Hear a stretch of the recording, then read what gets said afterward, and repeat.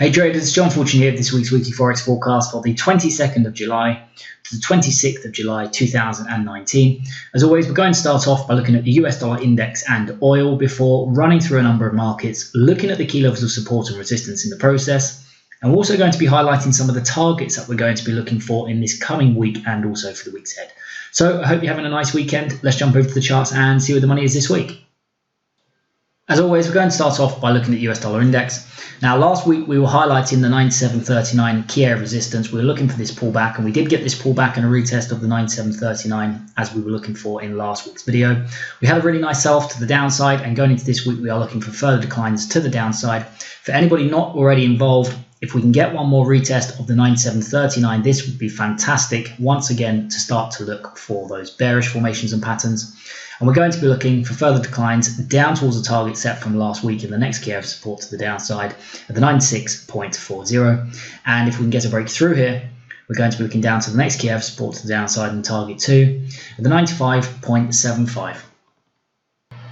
So next market you're going to look at is crude oil. Now, last week we had a reversal to the downside in crude oil, and so very simply put, going into this week we are looking for further declines to the downside. If we can get a pullback and if we can get a retest of the key area of broken support, looking to turn resistance at the 57.28, this is an area going into next week we're going to start to look for those bearish formations and patterns.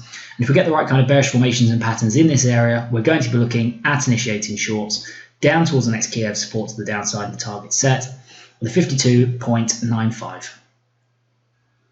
So next market we're going to look at is euro dollar.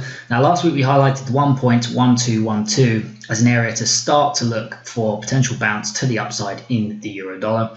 We did get a pullback and a retest of the 1.12120, and we started to bounce from this area, but we came back and tested it 3 times. So very simply put, going into next week, we are right at a position now where we're going to start to look for those bullish formations and patterns.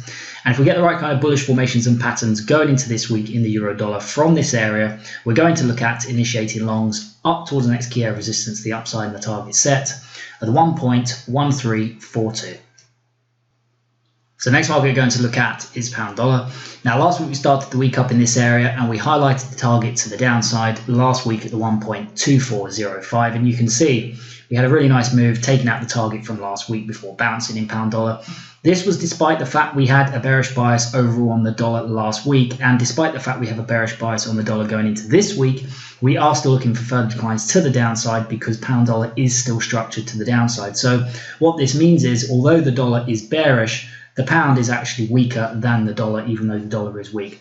So very simply put, going into next week, if we can get a pullback and a retest of the 1.25710, this would once again be an area we could start to look for further declines to the downside in the pound dollar. And if we get the right kind of bearish formations and patterns in the pound dollar, we're going to look for potential shorts to the downside, down towards the next key area of support to the downside and the target set at the 1.2303. Now, if you are going into next week with a bearish bias on the US dollar, there's nothing wrong with just avoiding the pound dollar altogether, because if you have 2 weak currencies against each other, they can get quite choppy. So it's entirely up to you guys how you like to play it next week. You can leave this altogether, this setup, if you would rather just trade dollar bearish next week. So next market we're going to look at is US dollar Japanese yen. Now, we start the week structured to the downside and sitting below a key area of broken support, looking to turn resistance with the 108.170. If we can get a pullback and if we can get a retest of broken support, turning resistance to the 108.170, this is going to be a great place going into next week to start to look for those bearish formations and patterns.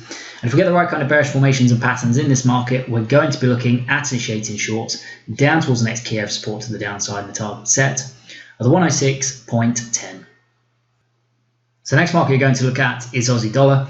Now, in previous videos, we highlighted the 0.69250 as a key area of support, and we had a really nice bounce from this area up towards the target that we have set at the 0.7132. As you can see, going into this week, we have not completed the target just yet at the 0.713320. So anybody not involved already down from previous support in previous videos at 0.69250, going into this week, if we can get a pullback and preferably a retest of broken resistance, turning support at the 0.70240, This will once again be a great place to start to look for those bullish formations and patterns. And if we get the right kind of bullish formations and patterns in this area, we're going to be looking at initiating longs up towards the next key area of resistance, the upside and the target set, at the 0.7132. So next market we're going to look at is New Zealand dollar. Now in previous videos we did highlight the 0.6602 as a key area of support to look for a bounce in New Zealand dollar, which was right about here. And we've had a really nice rally from this point, and last week we took out the target that we had set to the upside at 0.6773. And we started to climb from this. So very simply put, we've had a really nice bounce from support to target.